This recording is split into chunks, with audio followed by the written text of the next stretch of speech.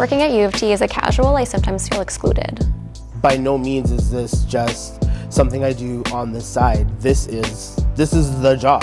Sometimes working as a casual at U of T can feel like I'm in an abusive relationship. I would describe a little bit confusing and sometimes not as straightforward as it could be. It can be really hard on your mental health. It can really make you feel anxious and stressed and depressed. They want a pool of cheap labor, it seems. Is that the kind of University of Toronto that people know publicly? I don't think so. And this is one of the dirty secrets of this university.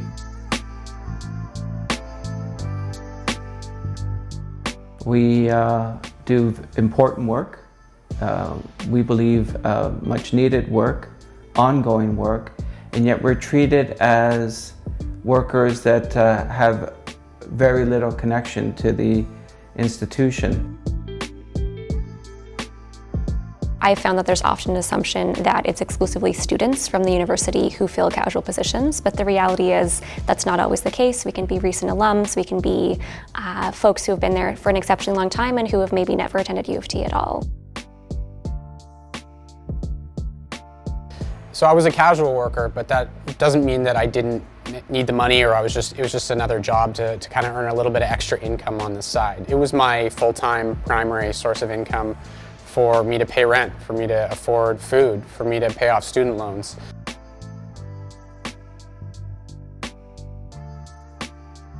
I would ask anyone who shares that opinion to speak to the hundreds of students that I correspond with on a regular basis to try to resolve their issues and help them get through their problems.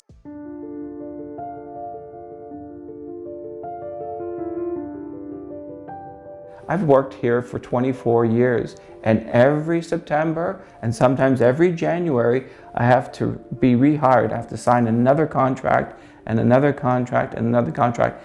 And if they ever decide not to hire me, I have no recourse. Even though I'm one of the most experienced match officials they have at this university, I am not given any kind of preference for hiring the next semester, the next year. So every September, I'm wondering if I'm going to be hired again. There's always that sense of, will I have a job, kind of a feeling, and that's unsettling. At the end of the day, it's very prominent. It's probably the first or second paragraph in the contract. It's like, we can terminate you at any time, and that's discouraging. There is definitely a fear of not getting asked back. There are often emails that go out at 11 p.m. and you're asked to be the first person to respond in order to get the work. So there's this kind of low level of stress around every time a work offer comes in, because that is the moment that your potential not getting hired back begins. I have a position right now, for example, where I'm not guaranteed any hours, and so I haven't received any in a very long time, and that's not because I have done anything wrong or I'm being disciplined. It's just because the central researcher doesn't necessarily have the capacity to make those hours come through, and so I have no payment at all at the moment. And that's something that isn't uncommon to experience as a casual member. As a lifeguard, we're supposed to receive 24 hours notice before shift cancellations, and that wasn't happening. And that's when I decided to approach the union. It's a big hassle when you show up to work and your shift is canceled, but you've arrived anyways.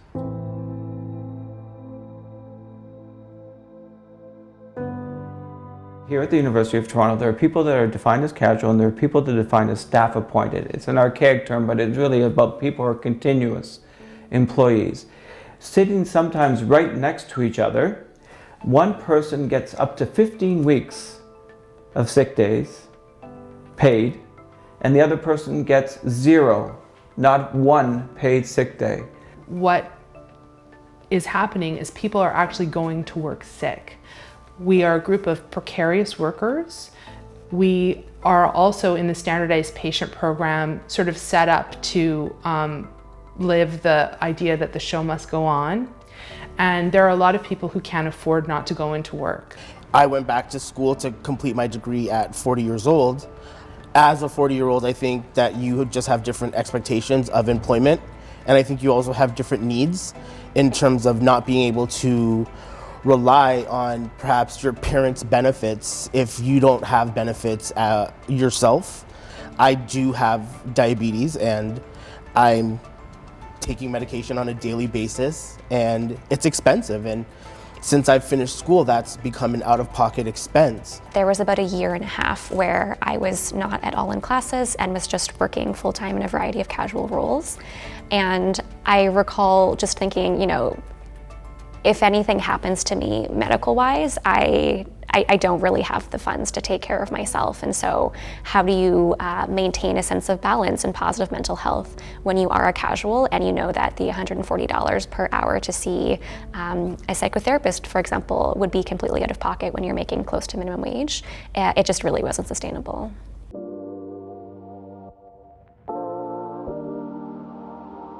In terms of wages for casual employees, it's like the Wild West out there. In our contract, the employer is required to pay $15 minimum per hour, but then can choose to pay anyone any rate there and above, and they do so. I know casual workers who I've worked alongside and I've spoken to are doing the same job that other people in permanent positions are doing, but get paid way less. I've had multiple experiences of being in the exact same role, but 1 year after having worked previously, and being paid as much as $5 less per hour, which really is just nonsensical considering the fact that it's the exact same job. My pay as a student employee in comparison to being a casual contract employee, my pay didn't change, though the work that I did change. The university doesn't compensate for training of their lifeguards, and so I had to pay out of pocket to obtain my certifications, and I didn't think that the wage was competitive enough. The university has really truly avoided putting any type of proper pay grid inside the collective agreement for the casual unit. This has resulted in my department in particular, almost no pay increase since 2003. There are also many instances of pay being decreased, and because there is nothing actually written in an agreement, it is really difficult to file a grievance or to have any kind of standing in terms of bargaining as a union, and we really need that to change.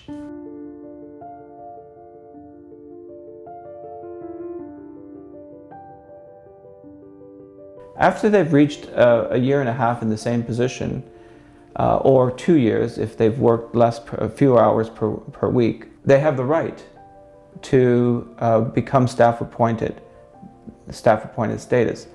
And the employer knows this, and sometimes it's unbelievable, but this is true. The University of Toronto employer, through its supervisors, managers, and human resources officers, will cut you off.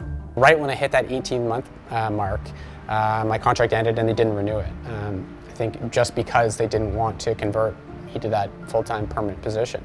And it's really frustrating and stressful and disheartening that happened, because I really wanted to be a permanent member of this community and continue working here. There are often these hallway conversations where folks say, oh, if you just work really hard and wow, you've really impressed us, we're gonna look for something for you for the future. So you just stay put and maybe I'll introduce you to my colleague. They also have a short-term opportunity for you to work in.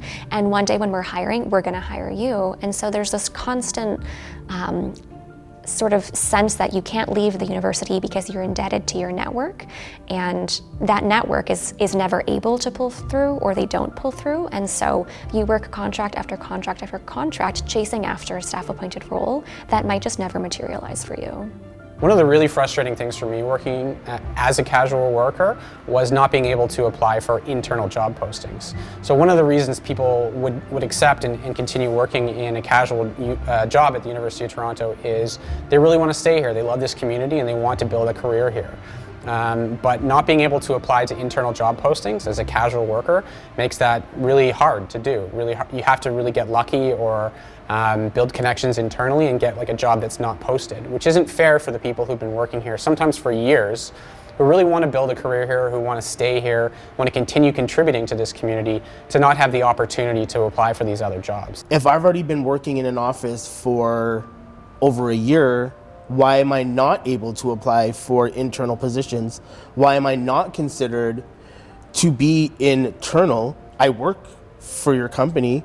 I know your internal systems. I already use your systems in my day in, day out job. So to consider me or to other me as not internal, I think is unfair and something that perhaps needs to be addressed. So I would be happier and healthier as a casual worker at U of T if the wider U of T community saw how equal we are to their staff appointed members and how the work we do complements and often can overlap with the work of those members. The employer has to start respecting the people that are doing this work, that are defined as casual, regardless of that definition. They need to start respecting the work that these people do, my members, myself, and that's the first thing. And if we start from that basis, a lot of other things can be improved upon. You know what I really want? I would love for my work experience at the university to match what my parents think it is. You know, it's like the university is known as this wonderful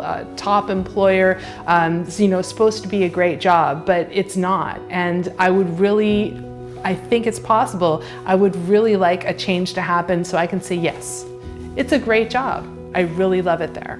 I was fortunate that the union for casual workers was there for me, and I hope that students in the future use the union as a vessel for their voices to be heard. And I think casual workers love being part of the University of Toronto community. They care so much about it, and they want to be in a stable, secure, and well-paid position that's commensurate with the important work that they're doing. They want to continue working here. They want to have the security that they can stay here and be a part of this community. I think that the University of Toronto is a great employer. I think that there are issues when it comes to how casual employees are treated. And when I do get a permanent position at the University of Toronto, I hope that I will be able to speak up on behalf of casual employees and the rights that they have.